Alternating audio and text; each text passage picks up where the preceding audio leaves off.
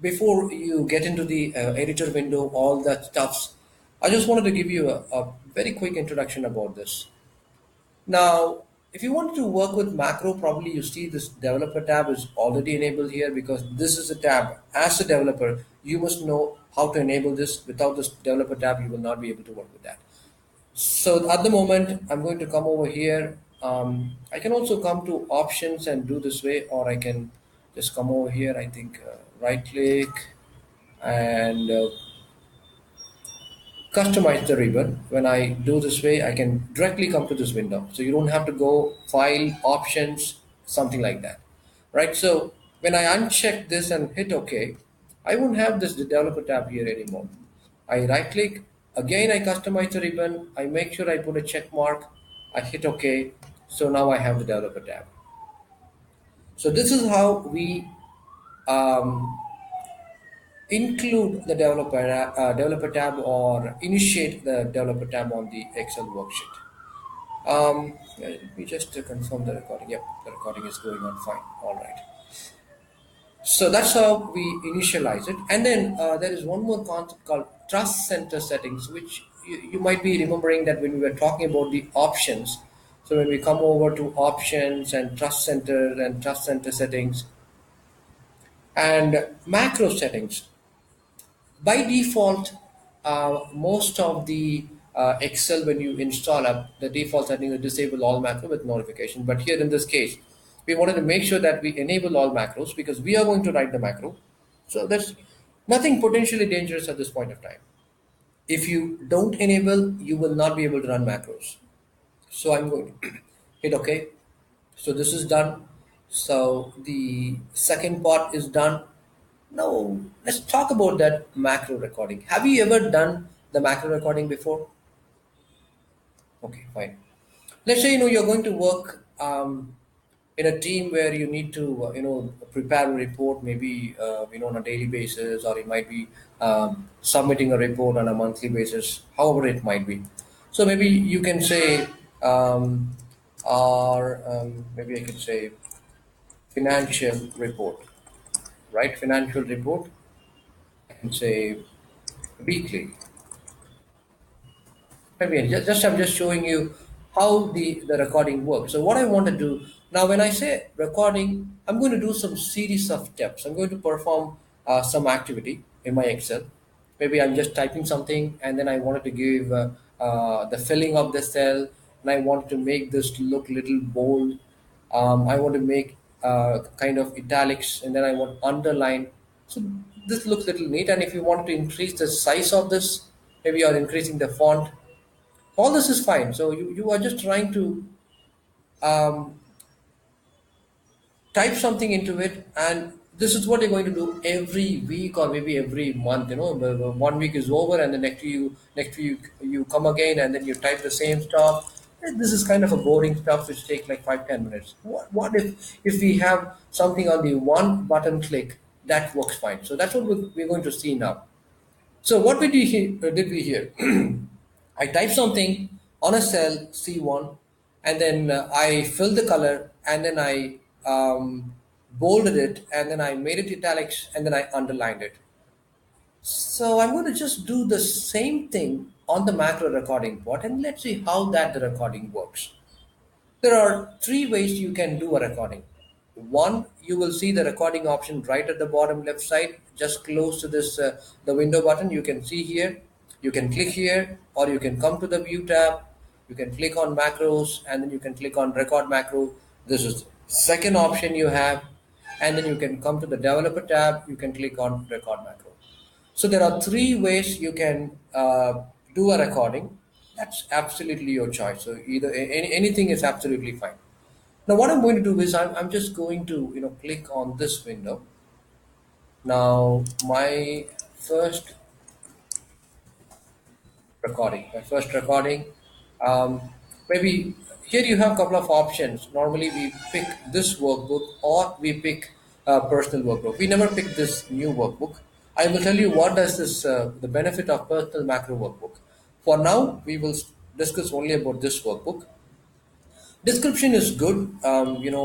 Maybe you can you're writing a program and maybe after 2 months later you open up this macro and want to know what is all about. If you have no description about it, you might not know what it is, so you will completely forget it. Or if you're not there, someone is going to work on this and they want to have some basic idea what the macro is all about. So if you have a description, it's good. So you can say this is my first macro, whatever it is that makes sense to you. The moment I hit OK, anything that I'm going to do on the cell, that's going to get recorded. You can see the cursor is now on the cell F10. Now I want to move down to the cell C1. So that will be noted down. The Excel will be writing down this code. Now I'm going to type report. Let's just type report for a moment. And then what I'm going to do is I'll just click on home tab. I'll click somewhere here. So this is enabled now. This is also going to get captured and I will show you how the recording works there. I'm going to highlight the cell C1. I'm going to fill this up. This is okay. I'm going to make it bold and then I'm going to make it italics and then I'm going to underline this. So let's just stop this. So we have done like 4 5 series of steps. Now the question is how I'm going to run this macro. I'm going to go into the sheet 3 and I wanted to run this. There are a couple of ways you can run this.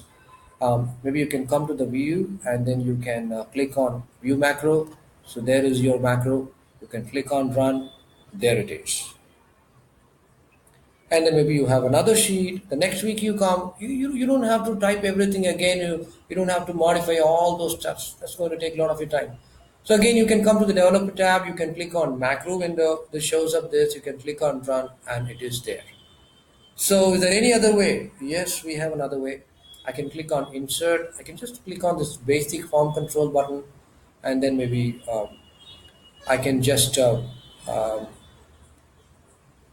I've just created a button and I'm going to assign the macro to the button and just right click so that you will be edit this button.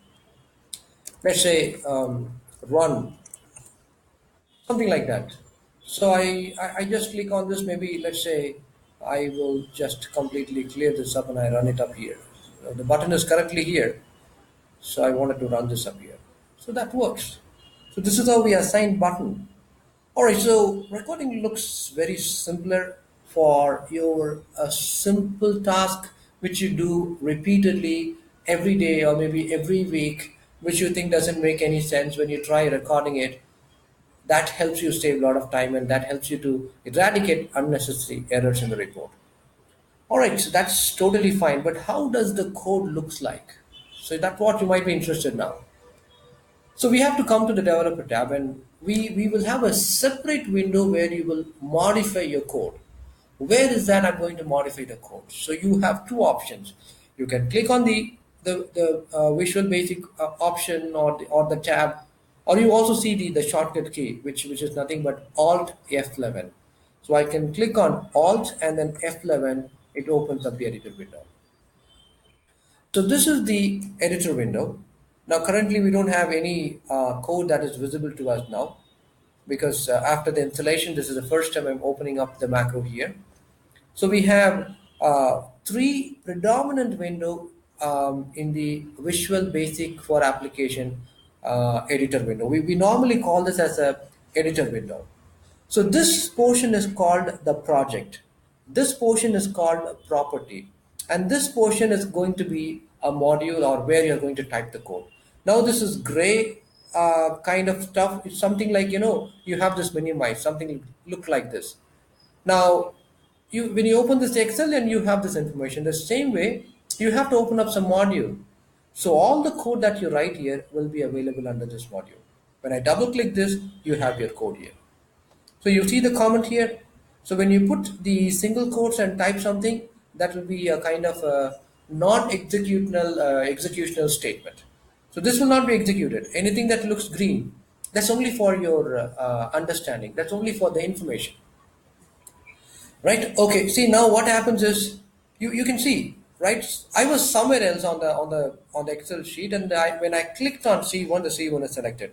You may not be able to have a very clear eye, and I'm going to take you through on a very detailed perspective of how all these things works. But now we are just trying to understand a little bit about the code that what we have recorded.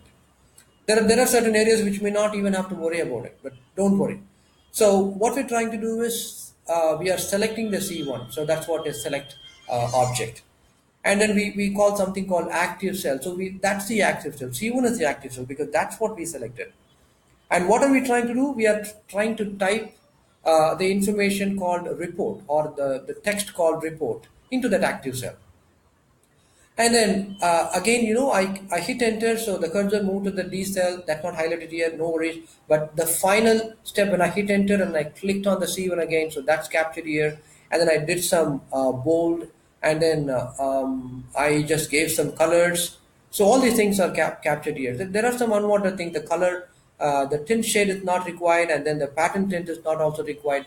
It opens up by default when you record it. So sometimes when you record, you also get some extra little bit of codes which you may not even require it. But for now, you can ignore it. You don't have to worry about it. So here you can see maybe you can say like bolding the font, and then I'm making it italic. So and underlining the text. This is what is important for us here. Now, something has went wrong, and you want to make this the heading change. You don't really want to re-record this. So maybe I want to rename this. So you want to modify the existing macro. Very simple, pretty simple. So what I'm going to do is instead of report, I want to call this as a monthly report. I'm just going to type monthly. I'm going to give a space, right? Instead of running the macro by going in here by clicking on macro, or maybe you come to the view tab and then you click here, view macros, you can also run this here. It works here. So monthly report. And you can also run from here. So how do I run here? You have the triangular green button, and when you click on this, that works. So now my cursor is on C1, so that's how it's programmed. Now I wanted to write down a code on maybe let's say C2. So let's delete this C2, uh, rename the C1 to C2, and then I wanted to again select C2. I can click on this. You see now the code will be writing onto the C2 cell. It's writing up there. So this is what recording a very simple macro and then modifying your existing macro. Maybe let's say for example, no, I don't want to do an underlining on myself. So what do I do? You can just maybe delete this, or you can put a single quote which is just to the left side of your enter key, and when I move the cursor down, it becomes green. Now, let's say I'm going to modify this again. Instead of C2, I'm going to type like um, D5. Let's say D5. And I'm also going to type the same thing here, D5. I'm going to run this up again. You will see there will be no underline. You see, there is no underline. So here,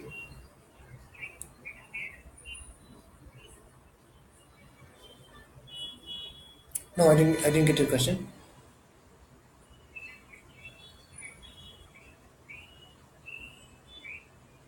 Yeah, D5, that's correct.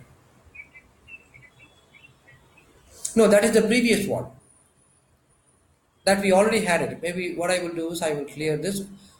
There is one important property of the macro that you should remember. Once when you run a macro, you cannot do an undo process to revert to the previous settings. Once macro is run, that's run. Yeah, I will just clear it now. I will rerun the macro. You now have it on D5. This is your question, right?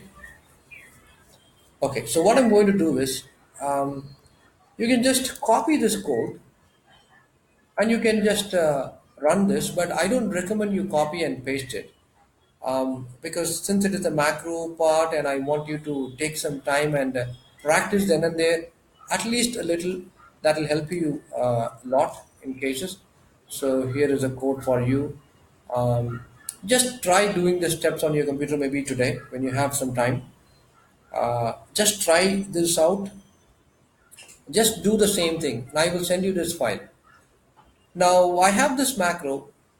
I have to save the file. If I don't save the file, what will happen? The macro what I've written will be gone.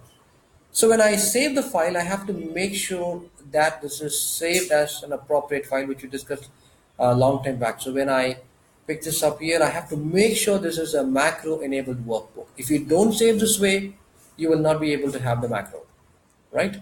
So this is my basic macro. So I'm going to save this here. So this is okay. You can ignore this. All right. So this is one step. Now I wanted to talk about one more thing for you. And probably rest of the topic we can continue maybe tomorrow, because that's going to be the pretty vast topic. We will need like 45 minutes, at least 1 hour. If you start, it might go up to 11 o'clock. You might have your next day task. So how does module comes into the picture? So that you need to know, can I change the name of the module? We can do that. You can see the property here. So you can come here, you can rename this as basics. So you can see the name of the module has changed. Normally, we can create a new module. You have to click on insert. You can click on module. This is one way. There are several other ways which I will teach you as we move on. Now, what if I'm going to write from the scratch? I want to give you the very simple macro. So what we normally do is we call this as a subroutine or a procedure. So my program, my new code, whatever you want. So what is the sub is by default you have to always write, this is what called subroutine, and then you have to give a space, and then you have to give a name for the macro. And I missed to inform you that whenever you write, give a name for the macro, you have to make sure it does not start with a number. There should be no space between the characters. So those are two important properties that you should remember. And then the moment I hit enter, it will automatically complete the code with end sub. So I'm ending my code. I wanted to write a very simplest small code. I want to have some message window. So the simple syntax is MSGBOX. We call it as a message box. Maybe uh, I can say like, hello, Subha, welcome to World of Macro. Maybe sometimes you will have to introduce this kind of message box when you write a code. This is the simplest code. When I run this, I can click here or I can click on F5. When I click on F5, you see this message window opens up. Right, so this message box has got immense application. You will use this in several occasions. So this is the simplest syntax. We will learn a lot about the other concepts that deal with macro.